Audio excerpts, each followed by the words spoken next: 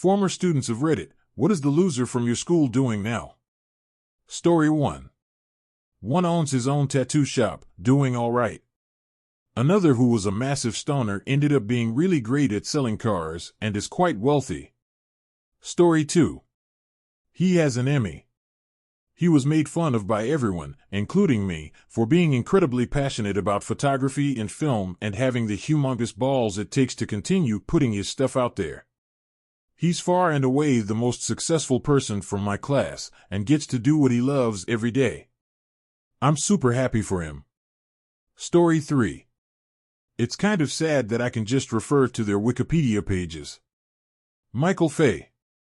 In 1994, a court in Singapore sentenced an American teenager, Michael Fay, to be lashed 6 times with a cane for violating the Vandalism Act. This caused a temporary strain in relations between Singapore and the United States.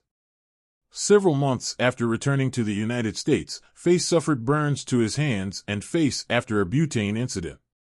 He was subsequently admitted to the Hazelden Rehabilitation Program for butane abuse. He claimed that sniffing butane made him forget what happened in Singapore. In 1996, he was cited in Florida for a number of violations, including careless driving, reckless driving, not reporting a crash, and having an open bottle of alcohol in a car. Later, in 1998, still in Florida, Fay was arrested for possession of marijuana and drug paraphernalia, charges to which he confessed, but was acquitted because of technical errors in his arrest. And Jeremy Strohmeyer.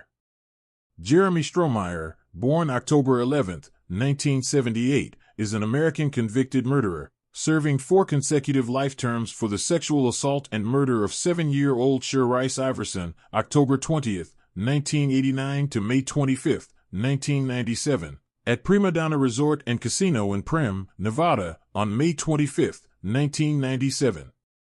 The case drew national attention by focusing on the safety of children in casinos and on the revelation that Strohmeyer's friend, David Cash Jr., said he saw the crime in progress but did not stop it. Story 4. Define loser in high school. The fat, socially awkward guy? Oh, he's rich, married with 4 kids and a good career. The guy with the lowest grades, he's bouncing in and out of prison. The guy who was doing hard drugs in high school? He's dead, overdosed. The weird guy who was caught watching porn and masturbating in computer class? He's a lawyer. Story 5. Dude's an aeronautic engineer now. We recently talked online and talked about where we are both now. Bro hit me with the time flies quote, genuinely happy for him. Story 6. There was a kid in our class who would cry every time he was asked to read out loud or say something in front of the class. It was always very painful to watch, and some kids would make fun of him. He also would frequently eat his own boogers when he thought no one was watching. He moved away after 6th grade, 1978, and I never saw him again. I looked him up recently on LinkedIn, and it turns out he got a PhD in computer science from Stanford and made a fortune on patents he got with Silicon Graphics, SGI. He didn't reply to my LinkedIn invite. Story 7. My guess is he's probably in prison on pedo charges. More than once during our senior year, he tried to date 6th graders. He was warned numerous times to quit it and was eventually expelled for it, just weeks before graduation. Story 8. Well, the school mascot is in charge of a Navy submarine in the Atlantic. When people were freaking out about the Russian sub, all I could think is, the start of WW3 might be down to Tony, who wore the banana suit during Spirit Week. The trenchcoat kid, who was actually super nice, has a business 3D printing sex toys. And me? I'm in manufacturing in Cleveland. Story 9. She's a published author of multiple books and crushing it in the explicit romance genre. She used to let me read stuff she wrote in a deeply boring class we were required to take and shared a 2-person table in, and it's the only thing that got me through. She was really talented. I'd have never said she was a loser, though. Just a very earnest girl in a larger body whose social development skills hadn't really kicked in yet. But she was smart and sweet and gentle. I asked her to come sit with my friends at lunch a lot, but she'd never come over. Just ate alone every day, scribbling in notebooks. I'm really glad she found her path to happiness and success. Romance books aren't my thing, but I pre-order every one of her books as a show of support. Story 10. I went to kindergarten with this kid and graduated with him. I sat next to him in homeroom every day for 4 years of high school. He was decently nice, I guess. I barely interacted with him. He had his own little group of friends, but otherwise generally not very popular. They gave big incel energy. I guess after graduation he got into some drugs, lost a lot of weight, and ended up murdering this pregnant girl and her boyfriend behind a Papa John's because she wouldn't date him or have sex with him. He also had sex with her corpse.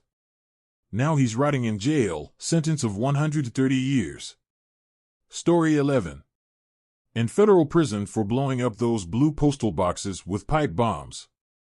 Genius could have blown up trash cans, and since no one got hurt, it would have been a misdemeanor. But tampering with the mail is a federal offense. And each individual letter destroyed is a separate count. And he got caught by leaving an unfinished pipe bomb in the back of his friend's dad's car. And this friend's dad was the fire marshal and had been consulting on the case. Story 12. Nobody knows. We tried contacting him for a reunion and it was impossible to find him. I really don't want to call him a loser though. He was probably suffering from undiagnosed or badly treated ADHD or anxiety or something. This was 20 years ago when seeing a psychiatrist was shameful and something to be hidden. He was friendly, never had a problem with anyone, he just wasn't capable of going through a badly structured school setting.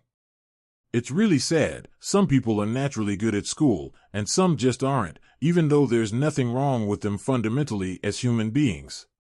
But the system is set up so that success in school determines a large part of your life in the future, and that's pretty unfair, honestly. Story 13. I was the loser in high school, and after taking a 20-year detour with a lot of drugs, psych wards, rehab, and a bunch of dysfunctional relationships, now have my dream job in the medical field. High school can really fuck someone up, lol. Took me years and years to get a good sense of self and become confident after being the loser. Story 14. Gen Z here. Seems like most everyone I knew from high school did a complete turnaround as they got older. The losers ended up with good jobs, got homes, and had families. The popular kids ended up out of shape, dropping out of college, divorced, and didn't have any ambitions. Story 15. I was a loser in high school. Stinky clothes, wore plastic grocery bags on my feet under my shoes when it rained, sometimes went to school barefoot. Pretty hungry a lot. Slept in a church youth room I had gotten a key for and would sneak in after hours. Some people were cruel to me, but I was pretty naive about it, so it didn't stick and I don't have any hard feelings about it. There were some really nice people, too. I was in a band, but that failed after 9 or 10 years. Failed my marriage after about 5 or 6 years.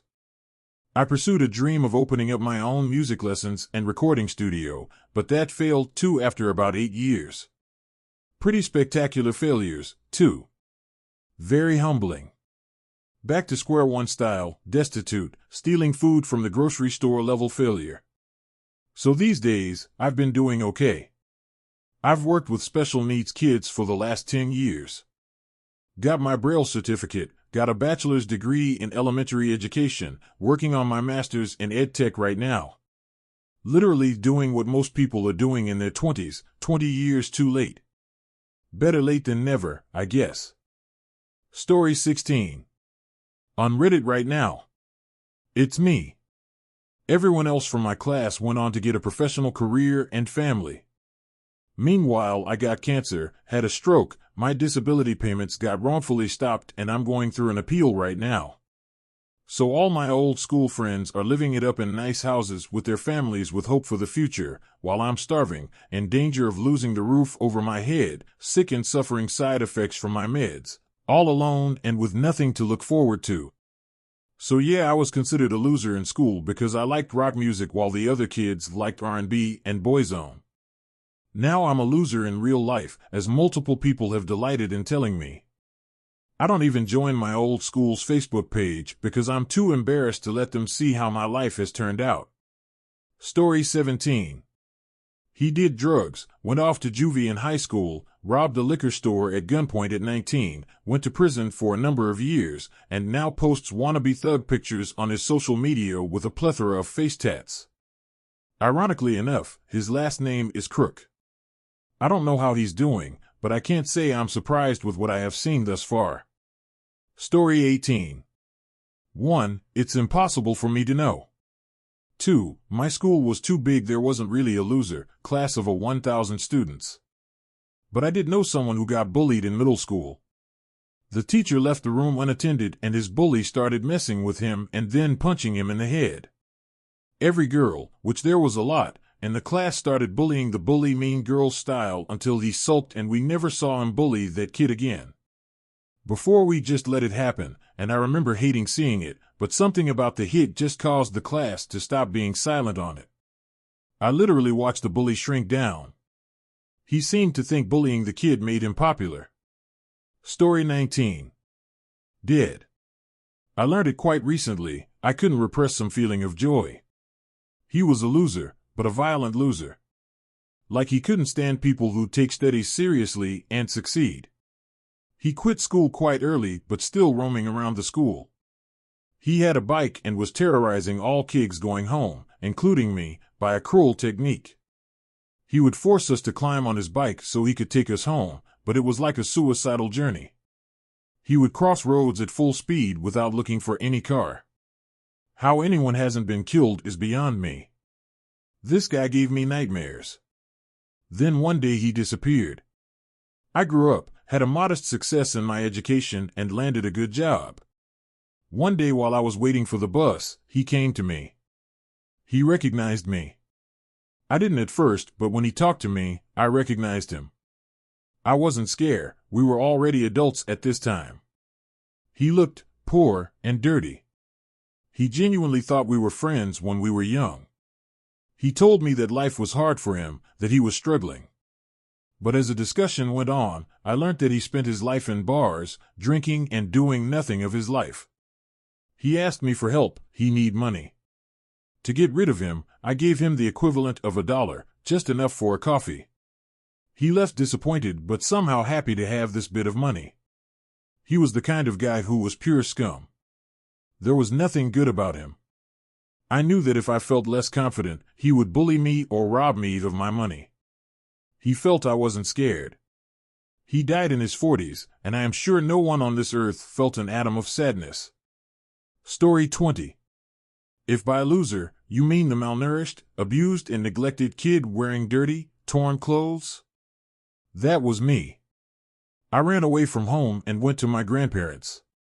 I was an outsider at my new school but made friends and graduated with a 3.6 GPA, then joined the military.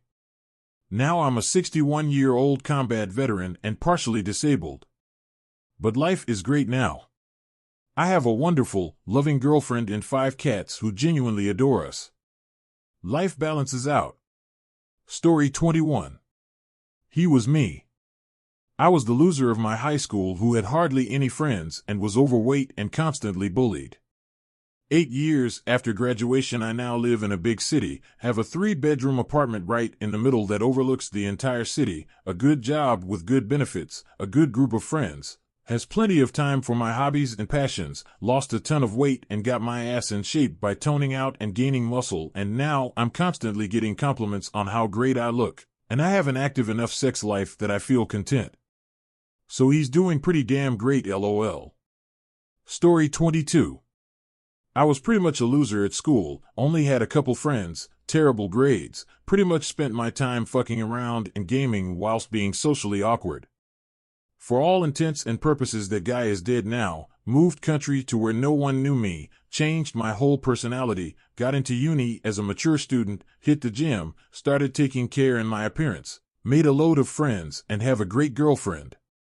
Even if I accidentally ran into anyone from back then, I doubt they would even recognize me anymore. Story 23. Just read today that he's a cop who may have botched a murder conviction because he invited a witness from the case over to his house to try to coerce her into sex. So this murderer who killed his pregnant girlfriend might walk because the investigation was so bad. Story 24. I failed school, have a dead-end job, and gonna be homeless in a few months when my roommates move out of state. All I can say is some of the successful kids I went to high school with ended up with horrific drug addictions, so I guess I'm better off than them. Story 25. He's literally a Reddit mod LMAO. I post his account username, but then he'd get my account banned. Thanks for watching, and don't forget to like and subscribe to Basic Spoon for more daily Reddit content.